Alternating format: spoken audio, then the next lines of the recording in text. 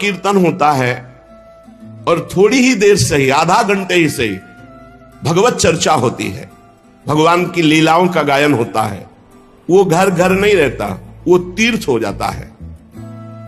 उस घर के सारे पाप नष्ट हो जाते हैं। कल आपने सुना था, जो कंठी धारण किए हैं, तिलक लगाए हैं, नाम जप करता है, भगवान की चर्चा सुनता है, भगवान राक्षस दूत कोई भी उसे नहीं पा सकता है। इतनी सामर्थ्य शरणागति पे है। भगवत इंद्रों को धारण, हजामेद यज्ञ, सैकड़ों वाजपेयी यज्ञ, इनका फल एक तरफ मृत्युलोक में आएगा। ए तपोधनो, जब तक मन लगाकर भगवान की चर्चा नहीं सुनी जाती, कोई भी एक श्लोक याद करना।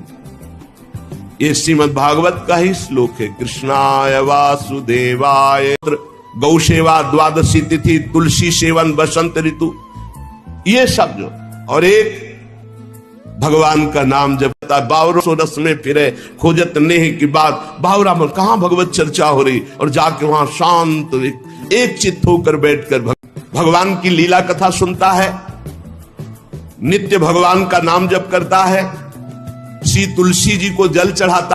उस समय भगवान के लीला चरित्रों के 2-4 अध्याय गान कर दे, निश्चित वो भगवान के धाम को जाएगा। निश्चित कुमार जी के हैं जो धनी मानी जन है, यदि वे स्वर्ण का सिंहासन बनाकर उसमें श्रीमद् भागवत ग्रंथ, दुष्ट ने अपनी सारी आयु में कभी न नाम जप किया है, न कभी लीला कथा सुनी, कोई भागवतिक कार्य नहीं किया, होते हुए उसका व्यर्थ जीवन गया। व्यर्थ में माता ने प्रसव किया, उसका यहां मृत्युलोक में मानव शरीर धारण, पशु तुल्य है, धिक्कार है।